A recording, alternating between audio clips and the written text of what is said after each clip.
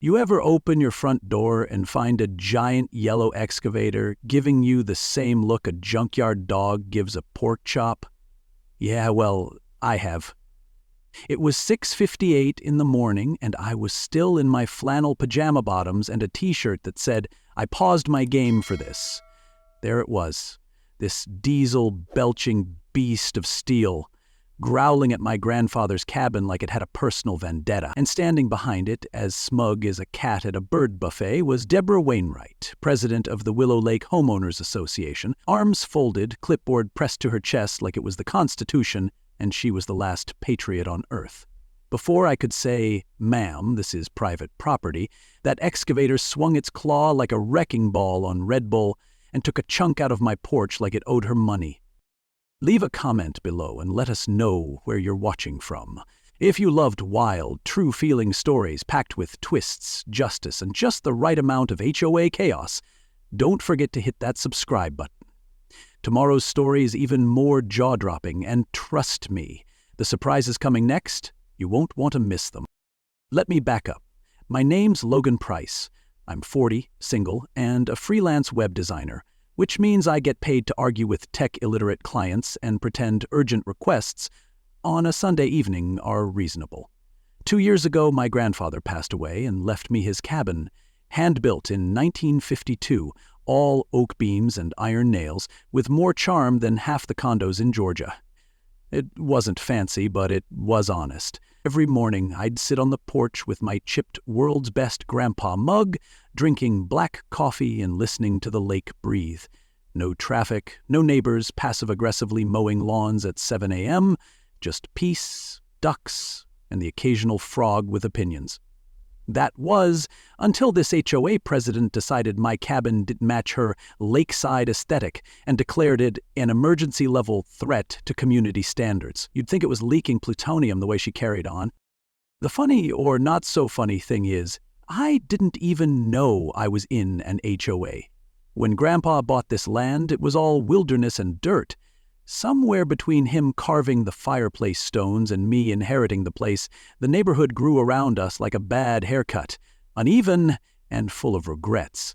Apparently, Deborah had declared my property non-compliant and decided to act fast. Her idea of proper notification was a crumpled flyer taped to my mailbox the night before, hidden behind a grocery store coupon. By the time I stumbled outside, she'd already summoned the demolition crew like some suburban version of Game of Thrones. And just to add insult to actual destruction, she handed me a $3,000 0-cents fine for debris maintenance. That's right, she leveled my house and then billed me for the mess. Now, I don't know what kind of person thinks it's normal to demolish someone's home before breakfast, but Deborah Wainwright seemed to operate on a different reality setting, like a bureaucratic robot with a firmware update from 1984. Her clipboard was her sword and her HOA handbook was her shield. She told me, calm as a cucumber at a salad bar, that my structure violated 5 separate aesthetic articles, including porch angle inconsistency and roof color incongruence. I asked her if she even knew who owned the land. She smirked, handed me a folded sheet of paper with a blurry logo and said, "This is your formal notice. Demolition scheduled for now." I wanted to laugh, but it came out like a choke. That cabin was the last thing my grandfather ever gave me. It was also the only thing I had that still smelled like history. And as I stood there in bare feet and disbelief, watching 70 years of memory get scooped up by a steel claw like yesterday's garbage, I realized something.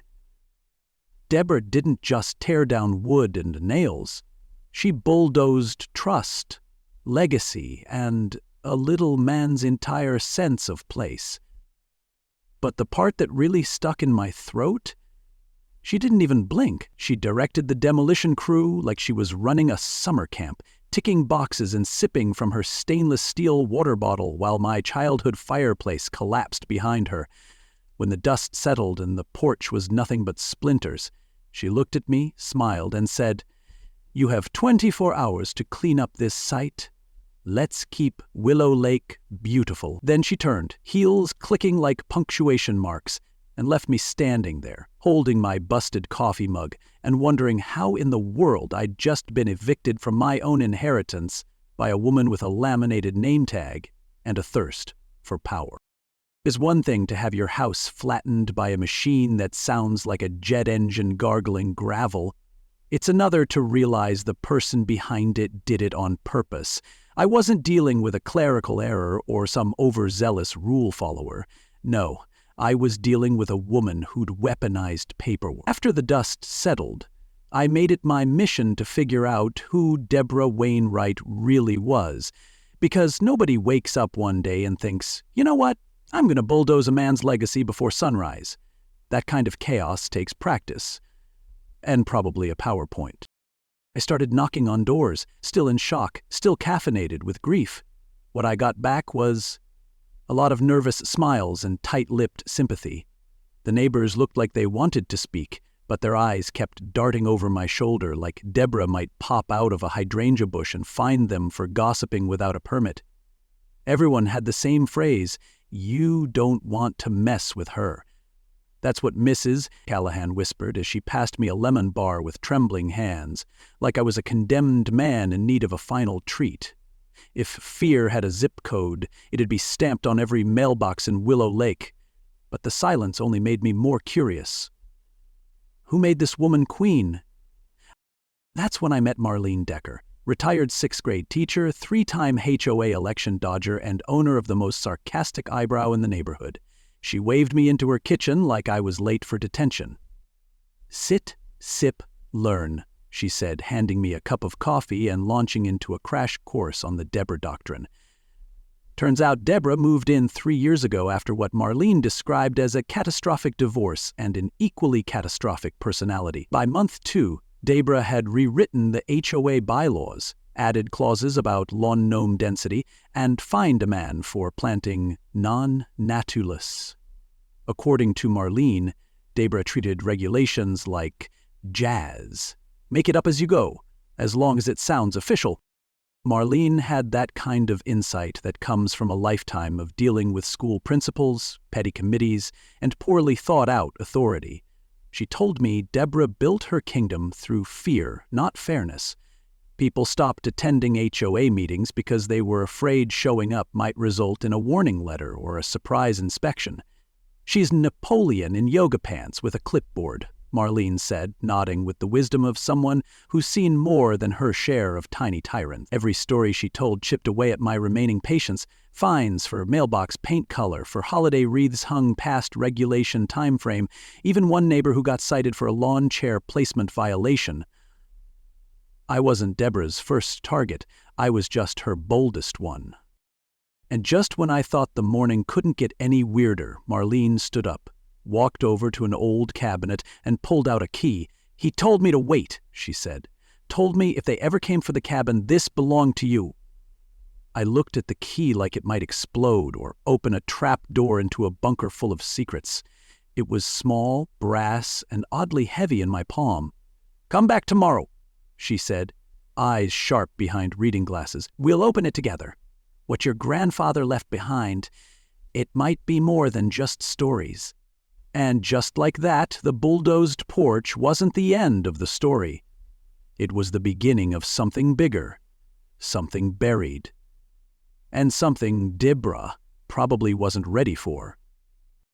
The next morning, I met Marlene in her laundry room, which looked like it hadn't been updated since rotary phones were still a thing. She pointed behind the washer like we were hunting treasure, and sure enough, wedged between a dryer hose and a stack of Reader's Digest from 1989 was a wooden box. Dark oak, brass hinges, and the kind of musty smell that screams, "Secrets live here." My hands were shaking as I opened it, half expecting to find love letters or tax receipts. What I found instead nearly dropped me to my knees. A folder labeled Price Holdings, stuffed with yellow documents sealed in protective sleeves. One look told me this wasn't some sentimental time capsule. It was a legal arsenal that had been aging like fine whiskey. At the top was a land survey map so old it still had the county's name misspelled. I unrolled it across Marlene's dryer and stared at a boundary line that extended far beyond what I thought was my grandfather's property. Not just the cabin, not just the lot, but the entire 200-foot stretch of shoreline, boat launch, fishing dock, and yes, Deborah Wainwright's precious clubhouse. According to this map, my grandfather, Thomas Price, didn't just live here, he built here. He carved out Willow Lake before it had a name and subdivided it like a man playing chess against the future. And he didn't sell the shoreline. He kept it, quietly, like a man who knew the world would one day try to steal it. I sat there, stunned, while Marlene watched me like a teacher waiting to see if the kid finally solved the math problem. "He was smart," she said, almost proud. "Said people would try to take what he built, so he tucked the real power away where they couldn't reach it." And here I'd been, crying over floorboards and coffee mugs, when I was holding the deed to half the lake like a man who'd won the lottery with his last name. You ever get blindsided by something so good it feels like a setup? That was me, staring at paperwork while my brain screamed, "There's no way this is real." But it was. The seal, the signature, the county filing date, 1963, clear as day. They paved paradise and charged me for the asphalt. My fingers traced the outline of the property again, eyes locked on the plot labeled Community Center.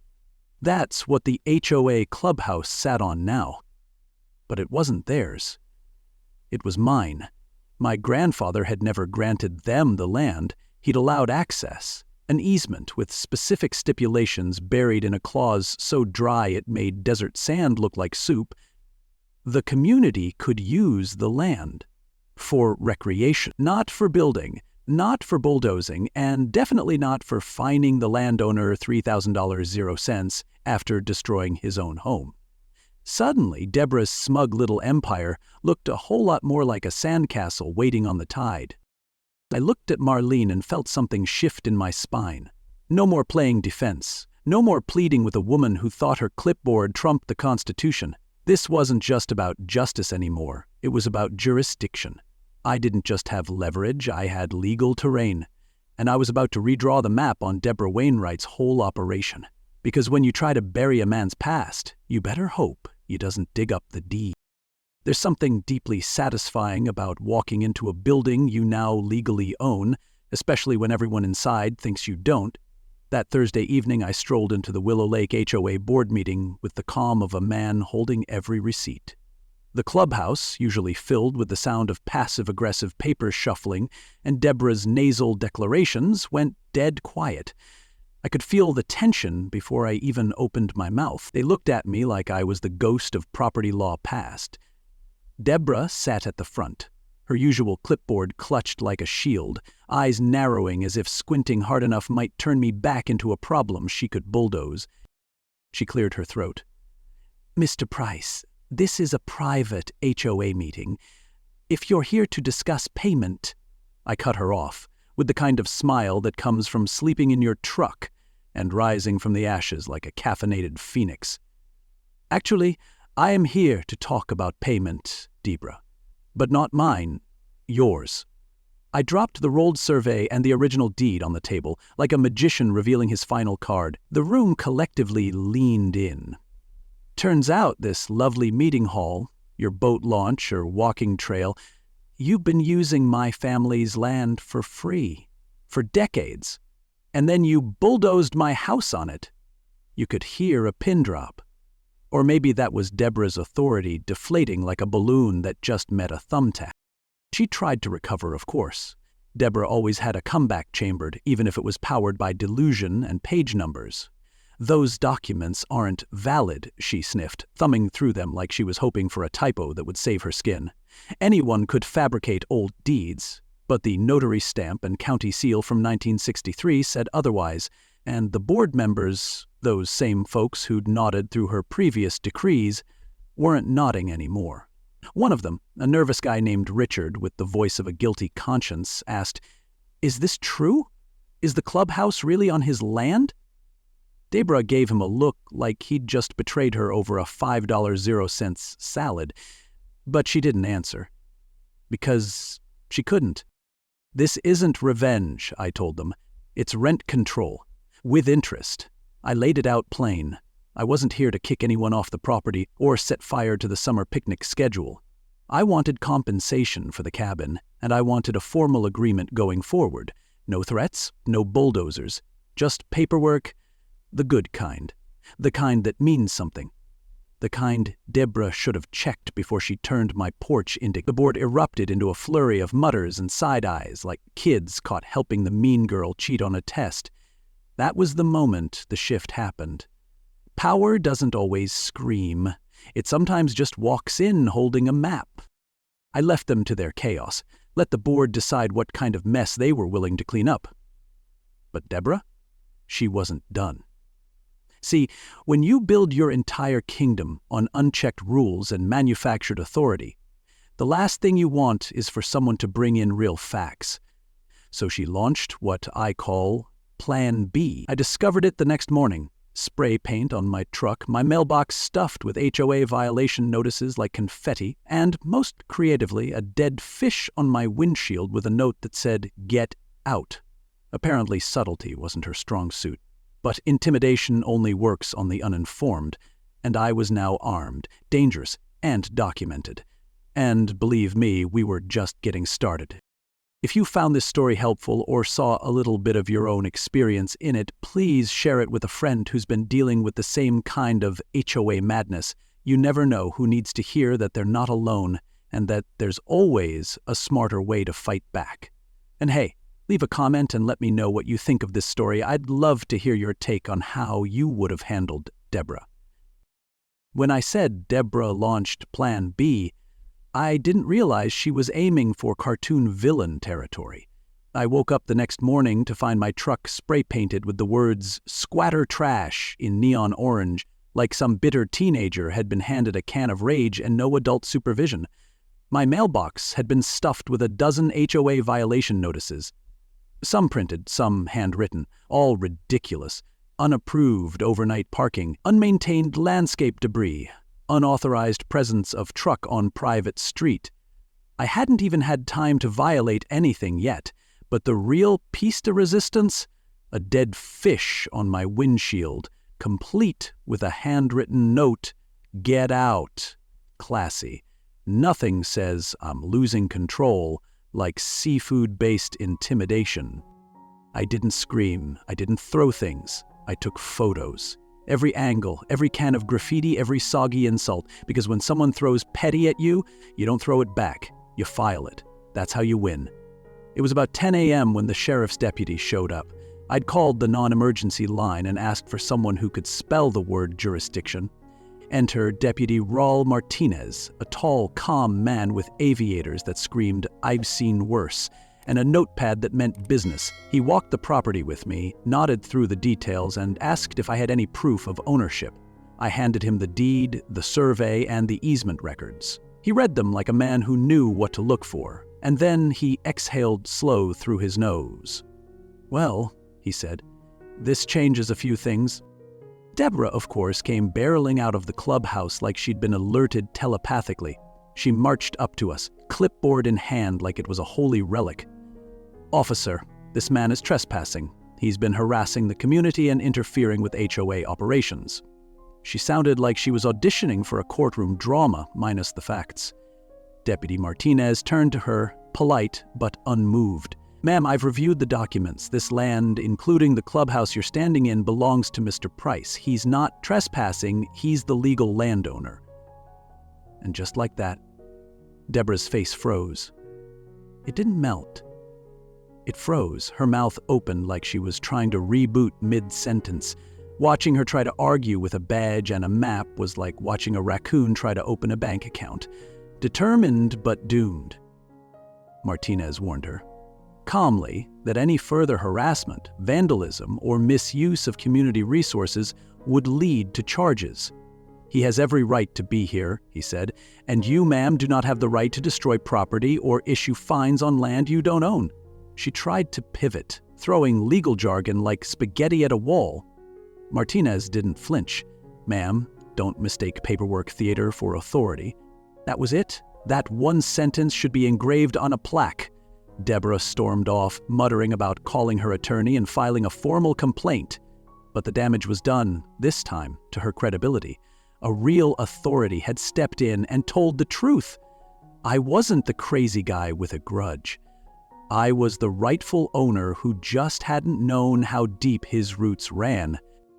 And just when I thought maybe, just maybe, we were turning a corner, Deborah did what cornered people always do. She sued. Not for damages, not for defamation. No, she sued me for fraudulent land claims. And the kicker? Her lawsuit came with a notarized affidavit that would later unravel her entire scheme. But I didn't know that yet. All I knew was this woman had gone from demolition to dead fish to courtroom faster than you can say overreach. And something told me the fight was far from over. If Deborah had stopped at dead fish and spray paint, we might have settled this with some awkward neighborhood mediation and a strongly worded email. But no. Deborah was a scorched earth kind of gal, so she filed a lawsuit accusing me of fraud, property theft, and willfully obstructing community development. It read like a soap opera, and a spreadsheet had a confused baby. Her lawyer, who looked like an expired coupon in a suit, delivered the summons with the kind of smugness you only get from someone who once passed the bar on the 5th try. But here's the kicker. Her affidavit included a sworn statement that she had conducted all necessary legal due diligence before authorizing the demolition of my cabin. Now, if that were true, she would have had to file a demolition permit, notify the property owner, me, and post public notice. She had done exactly none of that. I didn't scream. I smiled, because in her rush to drag me through legal mud, Deborah had handed me the shovel to dig her out of her own hole. I went straight to the courthouse, pulled up the county demolition records, and sure enough, no permit, no notice, no authorization, nothing but dirt and audacity. Her affidavit was now either perjury or proof of unlawful destruction. Either way, it was gold. So I did what any guy in flannel pajamas and a new sense of legal righteousness would do. I countersued. My filing was cleaner than her driveway, citations, unauthorized demolition, destruction of private property, and abuse of HOA authority. I also filed a formal complaint with the state attorney general's office, because if Deborah wanted a legal fight, I was happy to show her what it looked like when someone brought documents to a drama fest. The response from the neighborhood came quicker than I expected. Word spread like wildfire. Only this time, it wasn't Deborah's talking points. It was the truth. The guy she'd painted as a squatter turned out he owned the whole lakeside. The clubhouse where she held her meetings, built on land that wasn't hers. And the lawsuit she bragged about? A weak attempt to bury her own screw-ups under enough paper to confuse the average resident. Folks started knocking on my door now, mostly to ask questions, some to apologize, a few brought pie. I'm not saying legal vindication tastes better with cherry filling, but it sure doesn't hurt. Deborah tried damage control, of course. She doubled down on paranoia and paper, emergency meetings, flyers about land seizure threats. She accused me of trying to privatize the beach and kick out families. I never said a word about doing that. But she knew fear worked better than logic. What she didn't realize is that people were tired of being ruled by someone who treated bylaws like scripture and herself like Moses. Once folks saw her mask slipping, they started doing something radical. Thinking. The HOA board, once her loyal inner circle, began whispering in corners and avoiding eye contact. Her empire wasn't just cracking, it was splintering. By week's end, Deborah had stopped talking about community unity and started mumbling about Plan C. That's HOA code for we're losing control and someone better call a cousin with a law degree. But no emergency memo was going to fix what she'd broken. Not this time. I had the documents, the sheriff's support, the state's attention, and most importantly, I had truth. And in a war of paperwork and pride, that was the one thing Deborah couldn't counterfeit. So while she scrambled to cover tracks, I sat in Marlene's kitchen with a cup of coffee and a legal pad, building a case so airtight even her expired coupon lawyer would need oxygen. Because Plan C, that was coming. And I was ready to make it her last move. If you've never been to a small-town courtroom when the drama's hotter than asphalt in August, let me tell you, it's better than Netflix. The morning of the hearing, that courthouse lobby was buzzing like a church potluck before the casseroles drop. Everyone showed up, neighbors, HOA members, even folks from the next subdivision over. I walked in calm, steady, holding the same manila folder that had started this whole mess. Deborah strutted in 5 minutes later, decked out like she was running for office. Navy dress, pearls, and enough perfume to make the bailiff wince. Her lawyer, the expired coupon in a blazer, was nervously flipping pages like he was still looking for a reason this case made sense. The judge, Honorable Ruth Chandler, looked like the type who didn't tolerate nonsense, missed lunch breaks, or anyone quoting bylaws with an attitude. She started with Deborah's side, and that's where the fun began. Her lawyer stammered through his opening statement like a man trying to sell tap water as champagne. When Judge Chandler asked for the demolition permit, Deborah smiled that rehearsed HOA smile and said, "It was an emergency action, Your Honor, to preserve property values." The judge tilted her head like a hawk sizing up a mouse. "And this emergency gave you the authority to demolish a private residence on land you don't own without a permit?" Deborah blinked, then paused, then blinked again. "Well, I believed the land was common property." "Belief," the judge interrupted, "is not a substitute for paperwork." Her gavel hadn't even moved, and you could already feel the sentence forming in the air. Then it was my turn. I stood up, opened my folder, and laid it all out like a patient teacher in a room full of misbehaving students. Deed, survey, easement, tax records, photos of the cabin before, during, and after the demolition, county clerk records proving no permit was ever filed. I didn't yell, I didn't rant. I didn't need to. The documents did all the shouting for me. "Your Honor," I said, "my home was destroyed without legal cause, notice, or permission by someone who had no right to authorize anything on land that didn't belong to her." And then I handed the judge Deborah's own affidavit, the one where she claimed she followed all procedures, a piece of paper so bold in its fiction it might as well have started with "Once upon a time." Judge Chandler leaned back, steepled her fingers, and looked right at Deborah. "Ms. Wainwright, you've not only overstepped your authority, you've demolished someone's home and misled this court. I find you liable for the illegal destruction of property." She paused, long enough for the weight to settle. "You will pay Mr. Price $95,000, 0 cents in damages plus all legal fees. Additionally, the Willow Lake HOA is hereby dissolved for gross misconduct and misuse of funds." The silence that followed was so deep you could hear Deborah's pearl necklace tremble. But then the judge added the hammer. "And I'm referring this matter to the district attorney for potential criminal charges related to destruction of property and abuse of authority." Justice doesn't whisper. It lands like thunder in heels. Deborah didn't speak. Couldn't. She just stared ahead, makeup frozen like her career. Her lawyer packed up without a word, probably wondering how fast he could delete the HOA from his resume. Meanwhile, I stood there, feeling something I hadn't felt in weeks.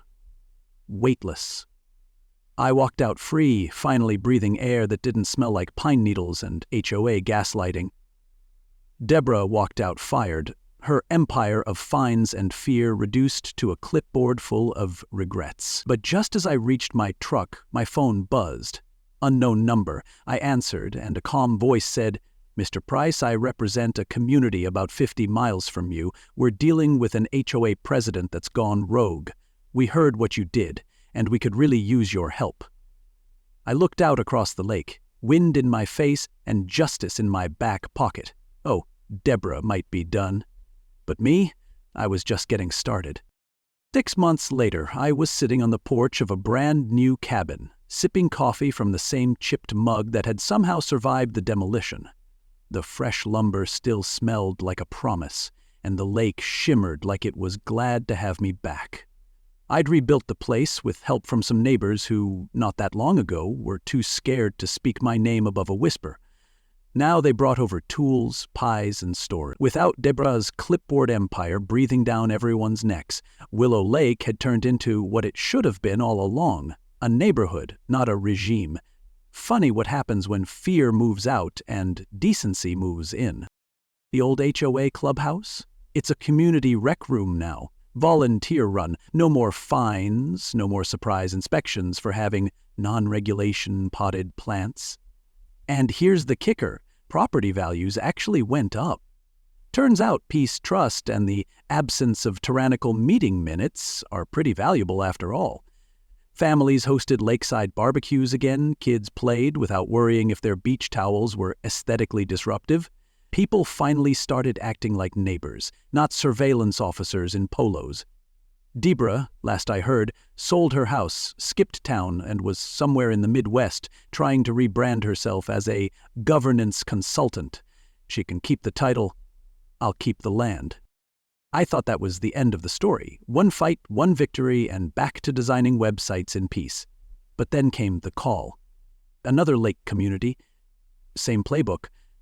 New HOA president, different name, same flavor of control freak. They'd heard about what happened at Willow Lake. They had questions. How did you beat her? What documents did you use? Is it really possible to win against an HOA without a $100,000 lawyer? I told them what I knew, what Grandpa left me, what I learned along the way, and by the end of that call, they didn't just want advice, they wanted help. Turns out, HOA overreach wasn't just our problem, it was a trend, and I'd somehow become the accidental poster child for how to fight back with paperwork instead of pitchforks. That's when it hit me. My grandfather didn't just leave me land, he left me a strategy, a legacy. He knew people would come for it, and he made sure I had the tools to stop them. He didn't just build a cabin, he built a quiet rebellion disguised as a property deed.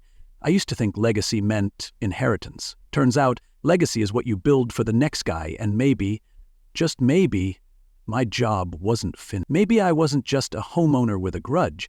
I was a guy with a map and a story, and a whole country full of people tired of being bossed around by board members with superiority complexes and unlimited ink for violation notices.